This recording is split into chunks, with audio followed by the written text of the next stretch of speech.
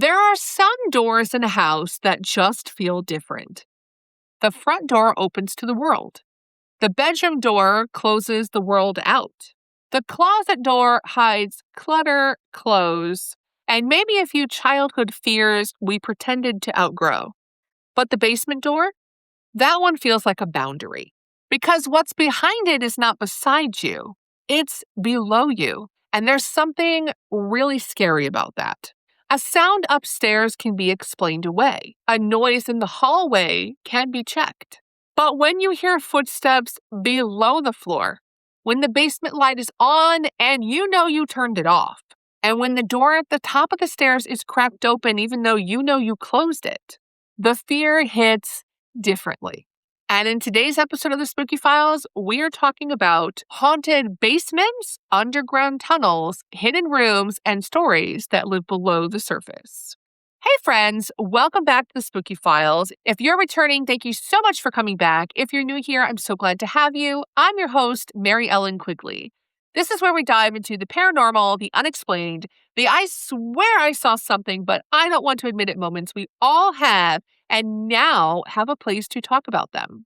Now, this topic seems very simple at first. Basements that are haunted. How many of us have heard haunted basement stories? But I think the fear of basements is bigger than that. Basements are where houses keep things. Old boxes, broken furniture, holiday decorations, family photos, tools, laundry, things we don't need every day, but we don't want to get rid of. And sometimes in ghost stories, that's exactly what basements become. A storage place for everything unresolved. So today, we're going below ground. Grab a cup of coffee, get comfortable, and let's get into it. Our first story is called The Door at the Top of the Stairs, and this one was sent in by Christopher. And Christopher said they had a pretty normal-looking basement door. It was off the kitchen, and it was a white door with a little brass knob that had a long set of stairs that went down into their basement. The only thing down there was storage boxes and, of course, the laundry. And during the day, it was just part of the house. You'd walk past it without thinking because it was just a door. But he always felt like the basement was creepy. And the weird thing is that door would open itself up every night. When he was a kid, his mom and dad would ask the kids if one of them went downstairs in the middle of the night. And of course, they all would say, no, none of us went downstairs in the middle of the night. His dad thought that maybe the latch wasn't correct. So he bought a new handle and it still was open. So he bought new hinges, thinking maybe the door was out of alignment. And even with new hinges and, of course, a new handle and lock, the door was open at night. And so finally, the dad became frustrated and decided to buy a deadbolt for the basement door. Once again, with the deadbolt, it was open. And last but not least, when he was a teenager, the dad became so frustrated that he bought a latch, the kind that hooked to another hook. And once again, in the morning, the door was always open. They were never able to figure out what was causing it, but the family used to always say that it must have been a ghost. They were never able to prove it, and he has asked both his older brother and oldest sister, and none of them will admit to being the ones opening the door. So the family is pretty sure there must have been a ghost in their house that really wanted the basement door open. Our second story is another listener story that's a little bit shorter, and this one is a light. So this person said that they had a basement light that would never go off. Mom and dad were really, really strict about making sure they turned off the basement light. And she said that no matter what they did, the light was always on.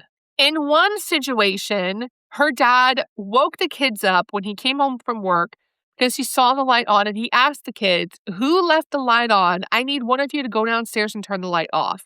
They all argued about who would be the one to go down there and do so, but finally she volunteered to go down and turn off the light. And she said she went down, looked down there was nothing going on, no laundry anywhere, everything was clean, so she went back upstairs. But a couple hours later, when she got up to use the bathroom, the light was back on. And once again, they were never able to figure out why this kept happening. Another story shared with me on one of my TikTok comments was sounds from below in the basement. Now, this one was footsteps below the floor. There were multiple times during their childhood that they would hear footsteps in the basement. Every single time it happened, one of the parents would go downstairs to check, mostly to make sure someone didn't somehow break into the basement or to make sure there wasn't like some animals or something that got in. But every single time they did so, there would not be anyone in the basement. They never had any other paranormal experiences in the house. Everything was very, very quiet. But for some reason, they just had the footsteps in the basement ghost. And the last listener story I have was another TikTok comment. And this one is about the dog that would not go downstairs. So this person said that they moved into their very first house. It was just a simple townhome that had a small basement that they used for storage.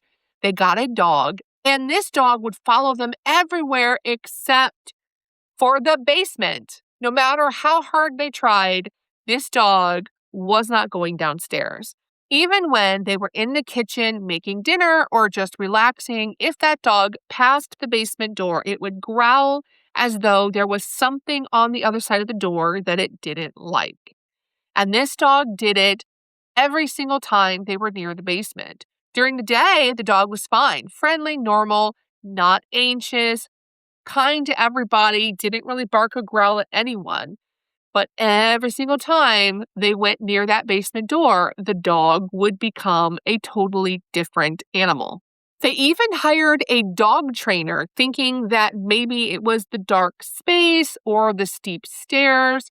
And when the dog trainer came to help by standing at the stairs and offering treats, the dog wasn't having it. It freaked them out so badly that after a few years, they sold their townhouse and got a totally different place to live.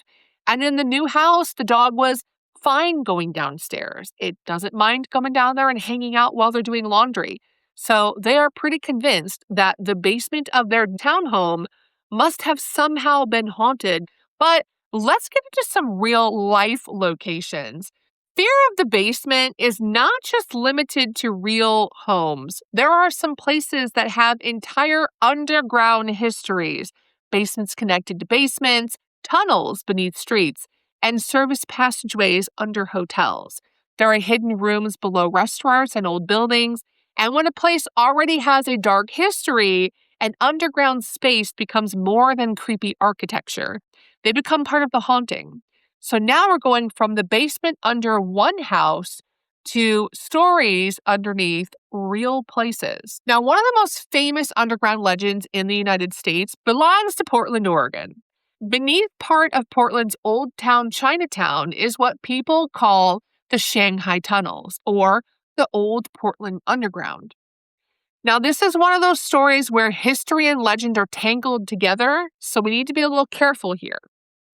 Travel Portland describes Portland's Shanghai Tunnels as infamous underground spaces said to have housed kidnapping victims in the early 1900s. Now, legend says that people were taken through trapdoors, basements, and underground passages toward ships waiting on the Willamette River. This practice was called Shanghaiing, forcing or tricking men into service aboard ships. While the tunnel network itself is debated, Shanghaiing as a practice was real, and Portland's waterfront history had a rough and dangerous side. The Associated Press has reported on the way Portland's Shanghai tunnels draw visitors with stories tied to kidnapping, smuggling, and ghostly encounters, while also noting that the evidence for some of the most dramatic tunnel claims is debated. The uncertainty makes the story more interesting, not less, because underground does not have to prove every legend to feel haunted. Now, one of the best-known ghost stories connected to Portland's underground is the story of Nina, who is associated with Old Town Pizza and Brewing. Now, back in the late 1800s, the Merchant Hotel stood in this location, and it was built by wealthy lumber barons named Louis Adolph and Theodore Nicolai. It was a luxury establishment in Portland's North End and had a reputation for vice, including prostitution. Now, according to the local legend, Nina was forced into a life of a working woman in the hotel's basement. And in an effort to escape her fate, missionaries convinced her to rat out the corrupt crime bosses in exchange for her freedom. She agreed to this, but soon after, she was found dead in a hotel. The story of Nina changes depending on who tells it. Some people say that she was murdered. Some say she was thrown down an elevator shaft. There's a lot of theories on how she actually passed. But the one thing that doesn't change in all of the versions of the stories is that her spirit never left. And in fact, and this is one of the stops on Travel Portland's haunted Shanghai Tunnel tours, where they talk a little bit more about Nina's legend. Employees report her apparition as being tall with a gentle smile. She's sometimes seen standing above the dining area or moving through the underground tunnels. She's often seen in a black or white dress and is known to just stand and observe the diners. Some people reported feeling her presence behind them and smelling the faint scent of floral perfume. Her name is also carved into the brick wall of the old elevator shaft, and that's now part of a booth in the restaurant. So people say that you can go have your slice of pizza and maybe you will catch a glimpse of Nina in the shadows. Now, another real location, the Stanley Hotel in Estes Park, Colorado. It's one of the most famous haunted hotels in America. Most people know it because of Stephen King and The Shining. The Stanley's haunted reputation has become part of its identity, and the hotel offers a historic Stanley night tour focused on haunted history, folklore, and reportedly active parts of the property. But for this episode, I don't want to focus on room 217 or the famous stories everyone already knows. I want to focus on what's underneath, because the Stanley also has underground service tunnels.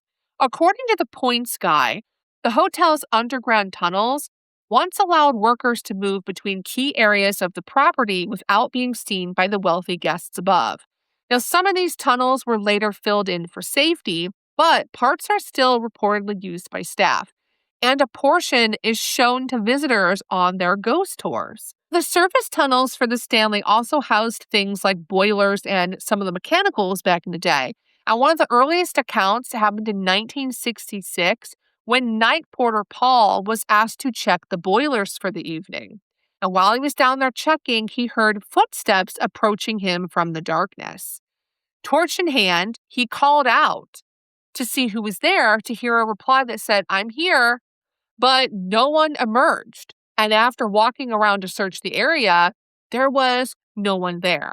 Paul later described feeling a heavy presence that followed him back upstairs, and there was also the smell of damp earth and lye soap, which would be reminiscent of what you would smell from laundry workers in decades past.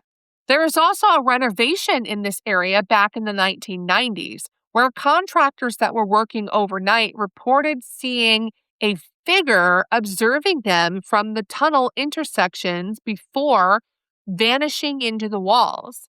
They began calling this figure the Overalls Man, and it's believed that this was a former maintenance engineer who died in the 1920s when there was a steam pipe explosion. His ghost paces throughout the tunnels. You can hear tools clinking at his belt as if they are forever on duty. And this has been depicted multiple times from different workers over the years with the same exact description of the figure and the same kind of experience. There has also been several paranormal investigators that have explored these tunnels. A lot of EVPs have caught maids directing people to fold the linens tighter, or you can hear people talking in a foreign language. Apparently, down in this area, EVPs are pretty strong, and most paranormal groups have caught voices in the tunnels. But probably one of the most well-known stories behind this was in 2006, the TV show Ghost Hunters ventured into these tunnels, and they deployed things like thermal imaging, EMF meters. They found several unexplained spikes near the laundry chute and captured a Class A EVP of a male voice growling, "Get out." And I think that makes the Stanley even more creepy because it shows that even a beautiful, polished building can have a hidden underside. And when a place like that becomes known for its hauntings, these lower spaces take on a different feeling. A hallway is one thing, a tunnel is another. And maybe that's why these underground spaces become haunted in our imaginations so easily, because they already feel like places where people could disappear from the official version of the story. The Stanley Hotel's upper floors may be more famous, but the tunnel are the part that fits tonight's question. What if the place beneath the building remembers more than the building above? And that brings us to the end of this episode of The Spooky Files. If you enjoyed this episode, please share it with a friend, follow me on social media, leave me a comment because I love hearing from all of you.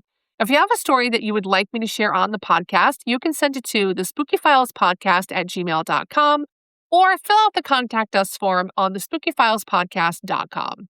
I read every single email or message, and it helps build a community of people that don't just love a creepy story, but want a place to share all of the things we don't always admit out loud. If you're looking for more paranormal content, check out my other podcast, Hoosier Myths and Legends, where my sister and I share all things spooky from the state of Indiana. Until next time, stay safe, stay curious, and keep it spooky, my friends.